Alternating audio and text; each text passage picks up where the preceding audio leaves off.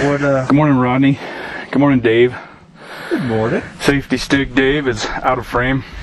That's his choice, that's fine, but he was good company to have on the trip. Entertainment every single day. Awesome. We'll slowly work him into the videos eventually. As he shakes his head. But, so yeah, we went into a couple mountain passes that we wanted to try, and I think we turned around on a couple. We actually did one, which was, everybody said was super easy. Oh, you'll have no problem. But I think we turned around on a few, and we did. So yeah, the one we managed to conquer was Ophir Pass, which we dropped the difficult side. There's no way our big bikes would have been able to climb that. Yeah, climbing was out of the question. Going down was... Yeah, so coming from the $1 million highway up to the summit, the pass of Ophir Pass was easy. It was just dirt road with big rocks and stuff, no problem. We get to the top, lots of folks are up there, so we talked around, asked a bunch of people for some input, and we got some, and it sounded like it was going to be pretty easy. And yeah, that was a doozy, man. That really was a pretty eye-opener experience for sure. Yeah, I dropped my bike on the way down. A guy in a Jeep got out and muscled it right up real quick. I was pretty happy about. And I think we all dropped our bike at least once on this trip. But I'm happy I did that Ophir Pass. We completed one of them down here. Mm-hmm. And I wouldn't say it was easy, like half the people told us. Nope, far from it. I think everybody's in the ATV mindset or the Jeep mindset when they say, oh yeah, it's no problem.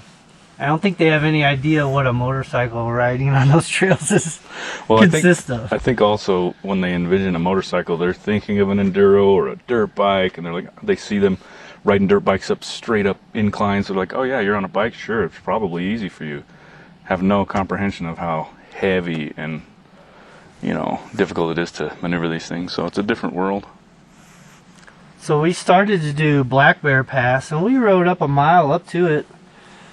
And what we rode was, I don't know, it was kind of gnarly, yeah? What do you think?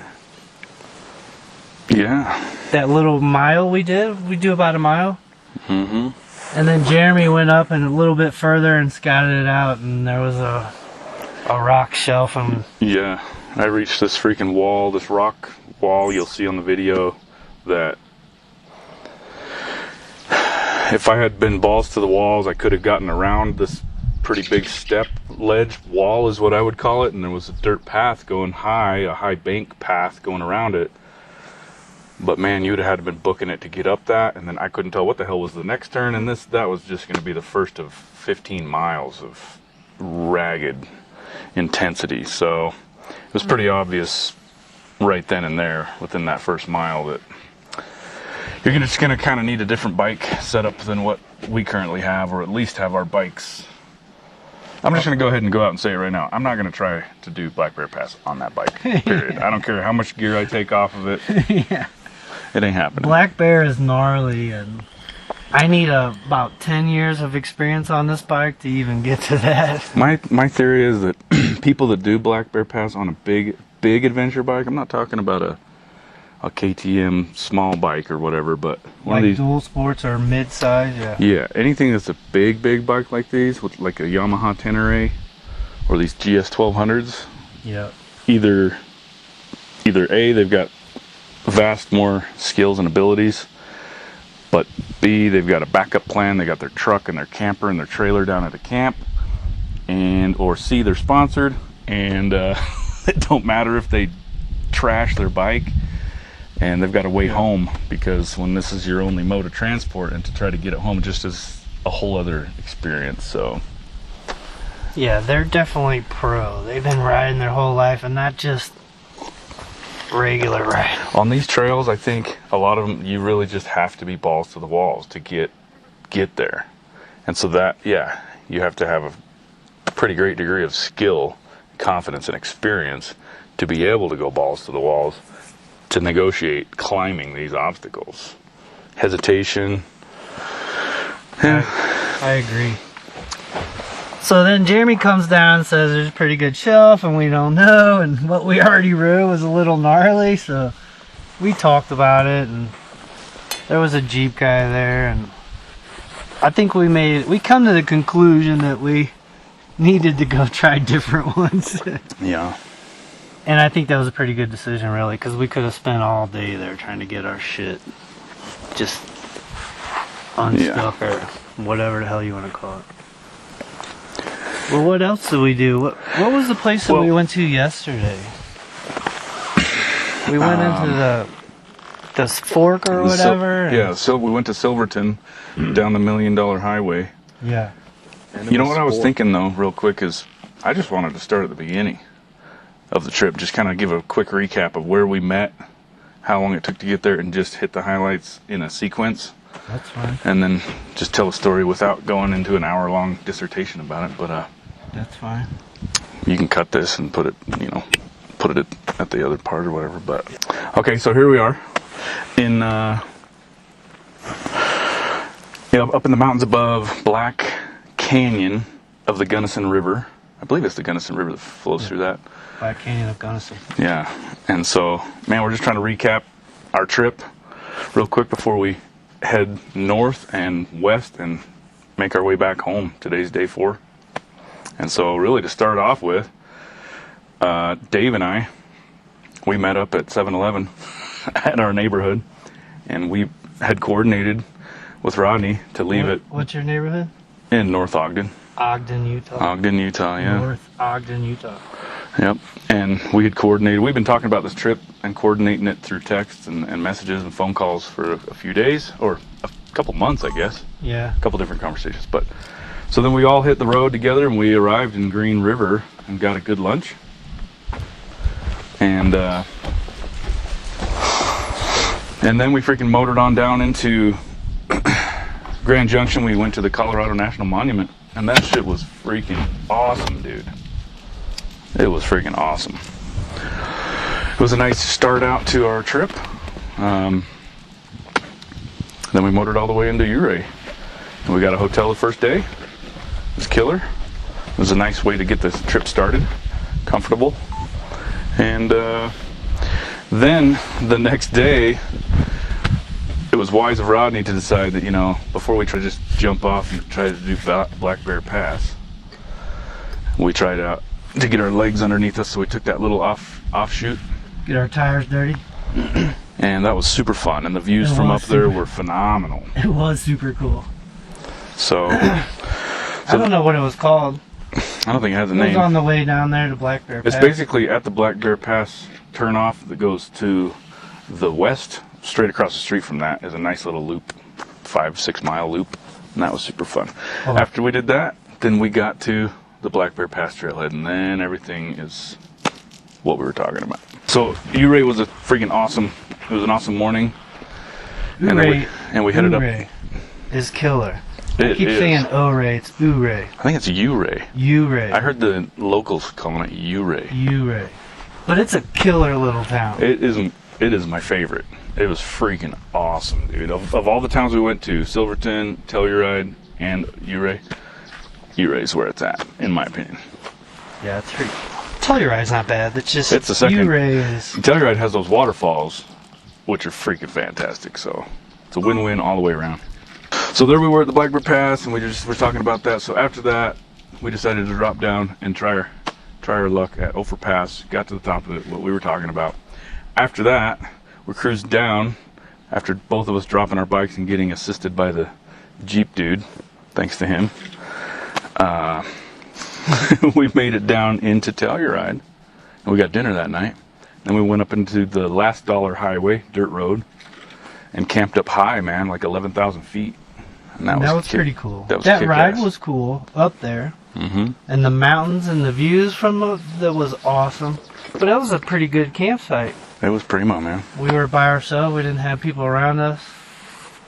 We started a fire, got pictures of the galaxy, the Milky Way. Yeah. So we just kind of kept our options open to where we were going to end up, and I like doing it that way. where you've got a general idea of the area you want to explore, but you're not committed to exactly, and you just kind of take it as it comes. So from that morning, we dropped down, went back into Ouray for the second of 3 times, had a good lunch, cruised back up the $1 Million Highway to Silverton, and we were going to try Cinnamon Pass over to Lake City. And that proved to be, well, Animas Forks, we got up high, and that ride up there was incredible. Very scenic, lots of historical mining equipment all up through that, what, 10 miles or 12 miles up to Animas Forks? Yeah. And then and it was so freaking crowded, so we decided to not try Cinnamon Pass. Yeah.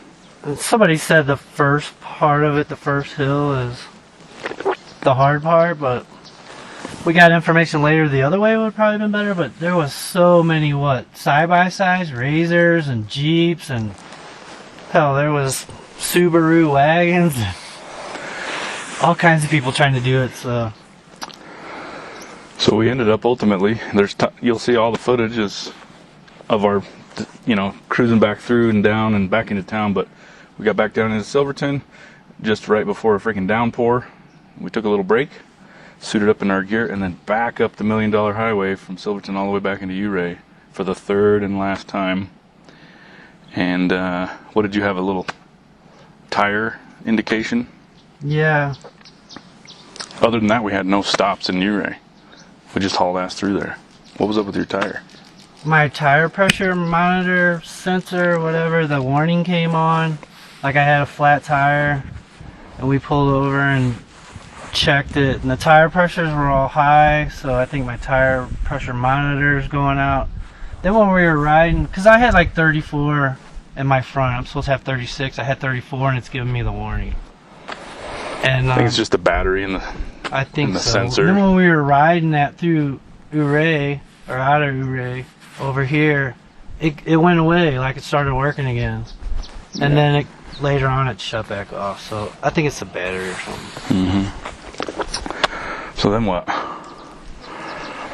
So that was partway through day 3, and we got up into Montrose, had a good dinner, scouted out this route over here, which took us along the Black Canyon, which Rodney's been to before, the national park at the northwest end.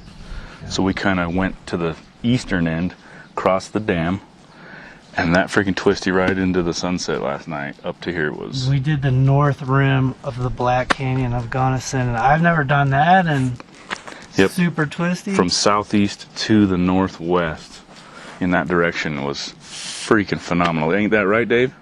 It's fantastic. Dave says it's fantastic. Dave approves. We were getting on it too, man. It was awesome. We had a little bit of a challenge with deer here and there, I've seen a couple. so we had to kind of be careful. We had a moose. Jeremy was out leading, and a big ass moose trotted across. Yeah, I don't think any of us had footage of it, but I don't think I did. I didn't have it on, and I tried, but I think he was off the road. this big damn moose, and we're coming around a bend at 45 miles an hour at least, and yep, down comes this freaking moose, and this moose apparently had been hauling ass to get down the embankment on It was a steep up on the embankment. side, and then the road he got out on was steep, and he's huffing it, and the road was slick, and a car comes up behind him, and he gets scared, and he hits the brakes, and his hoofs skid across, and he's all freaking long, lanky legs and flailing around, and it's like, oh shit, come to a stop, and he ducked off into the woods. But like, big animals out here for sure. What was that other big animal? Was it that close to you? Nah, he wasn't close, but Yeah. he was right there in our face. He was Cool. a big old boy. What was that first animal we saw? The pronghorn. The bighorn. The bighorn. He was a little guy, but he was a bighorn. That was cool. He was right on the side of the $1 Million Highway. Yeah. Dude, talking about the $1 Million Almost Highway. kick 'em. Holy shit.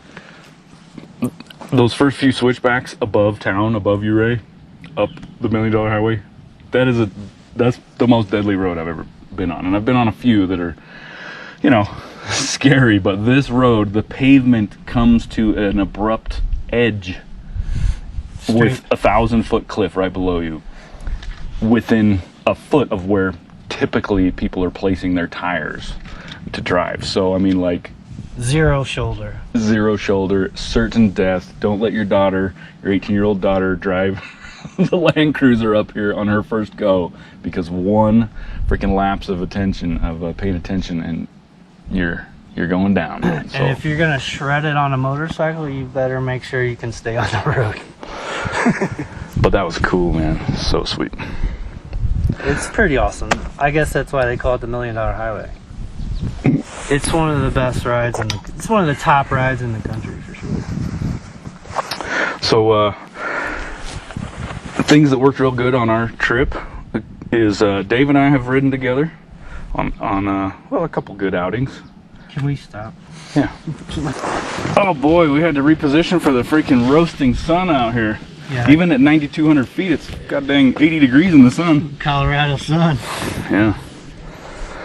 So where were we? I don't know, you're talking about you two riding together. Things that worked real well on this trip for us is there's a broad degree of experience. I'm the least experienced rider here. Just past my 1 year mark riding motorcycles at all, particularly the GS. We have an actual onboard training rider coach Not in the frame.